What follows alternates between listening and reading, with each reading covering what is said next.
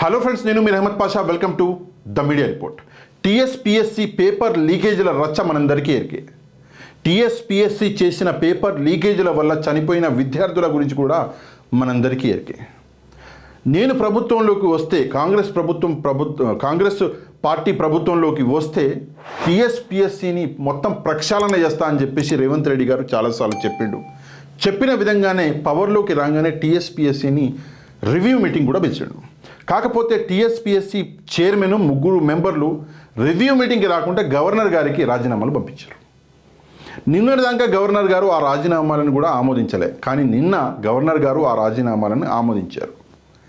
దీని మీద నేనేమంటున్నంటే, ఎవరైనా ప్రభుత్వ ఉద్యోగి తప్పు చేసి మ్యాక్సిమం నేను రాజీనామాలు ఇస్తే సరిపోద్ది అని చెప్పేసి సరిపెట్టుకుంటాడు. అందుకే ఇట్లాంటి ప్రభుత్వ ఉద్యోగులని రాజీనామాలతో సరిపెట్టొద్దు, వీళ్ళని కఠినంగా శిక్షించాలి. ఒక కమిటీ వేసి వీళ్ళని కఠినంగా క్రిమినల్ సెక్షన్లలో బుక్ చేసి జైలుకు పంపించాలి, వీళ్ళని కోర్టులు మెట్లెక్కించాలి. అప్పుడే చనిపోయిన విద్యార్థుల ఆత్మను శాంతిస్తుంది. రేవంత్ రెడ్డి గారు ప్రక్షాళన చేస్తా అని చెప్పేసి ఒక సైట్లో చెప్పారు. కాకపోతే రాజకీయ కారణాల వల్ల ఒకవేళ ఈ ప్రక్షాళన కనుక ఆపితే తెలంగాణ సమాజం రేవంత్ రెడ్డి గారిని ఎప్పుడు క్షమించదు. ఇక్కడ చూడండి, టీఎస్పీఎస్సీలో మిగిలిన సభ్యులు ఏంది, వైదొలిగే యోచనలో టీఎస్పీఎస్సీలో మిగిలిన సభ్యులు. టీఎస్పీఎస్సీలో మిగిలిన 2 సభ్యులు కూడా రాజీనామా చేయాలని నిర్ణయించుకుంటున్నట్లు సమాచారం. 1-2 రోజుల్లో గవర్నర్ను కలుసుకొని వారు తమ రాజీనామాలను సమర్పించాలని భావిస్తున్నారు. చైర్మన్ 3 సభ్యులు రాజీనామాలు చేసిన కోట్ల అరుణకుమారి, సుమిత్ర తనోబా కొనసాగుతూనే ఉన్నారు. చైర్మన్ ఇతర సభ్యుల రాజీనామాలను గవర్నర్ బుధవారం ఆమోదించిన నేపథ్యంలో వీరు కూడా తమ రాజీనామాలను సమర్పించాలనే నిర్ణయానికి వచ్చినట్లు తెలుస్తుంది. టీఎస్పీఎస్సీలో మొత్తం సభ్యుల పోస్టులు ఖాళీ అవుతాయి. అప్పుడు కమిషన్ ప్రక్షాళనకు పూర్తి స్థాయిలో మార్గం సుగమం అవుతుంది. పూర్తి స్థాయిలో కొత్త కమిషన్ను ఏర్పాటు చేసే అవకాశం ఉంటుంది. కమిషన్లో మొత్తం 11 మంది సభ్యులు చైర్మన్ను నియమించే అధికారం ప్రభుత్వానికి ఉంది.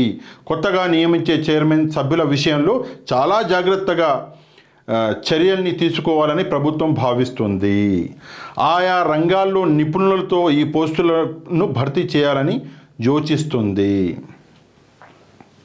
తప్పకుండా నిపుణులను పెట్టి ఈ టీఎస్పీఎస్సీని రన్ చేయాలి. ఎందుకు అంటే ఇది విద్యార్థుల భవిష్యత్తు విషయం. జస్ట్ ఏదో ఒక డిపార్ట్మెంట్ మనం చూసినాం, పేపర్ లీకేజీల వల్ల విద్యార్థులు సూసైడ్ చేసుకొని చచ్చిపోయిన విషయం కూడా మనం చూసినాం. దాన్ని కూడా ఎట్లా పక్కదోవ పట్టించాలనుకున్నారు ఆ విషయం కూడా మనం చూసినాం. ఇక్కడ ఇంకోటి చూడండి, ఈ టీఎస్పీఎస్సీ ఎవరైతే రెసిగ్నేషన్లు ఇచ్చారో చైర్మన్ 3 సభ్యులు, వెబ్సైట్లలో ఇంకా వాళ్ళే చూపిస్తున్నారంట. వెబ్సైట్లల్లో ఇంకా చైర్మన్ ఎవడు అంటే ఆయనే చూపిస్తున్నారు, సభ్యులు కూడా వాళ్ళే.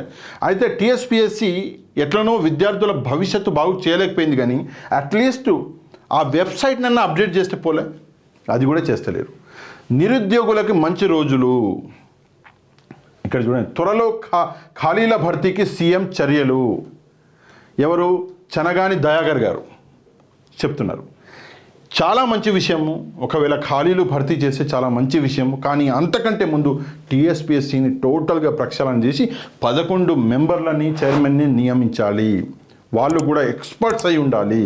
ఇట్లాంటి లీకేజీలు మళ్ళీ ఎప్పుడు జరగకుండా ప్రభుత్వం చూడాలి. దీని గురించి మీరేమనుకుంటున్నారో తప్పకుండా కమెంట్ చేయండి. కంటెంట్ నచ్చితే ఛానల్ని సబ్స్క్రైబ్ చేసుకొని పక్కనున్న బెల్ ఐకాన్ని ప్రెస్ చేయండి. వీడియో నచ్చితే షేర్ చేయండి, లైక్ చేయండి. నెక్స్ట్ వీడియోలో మళ్ళీ కలుద్దాం. అంతవరకు థ్యాంక్ యూ వెరీ మచ్. జై హింద్.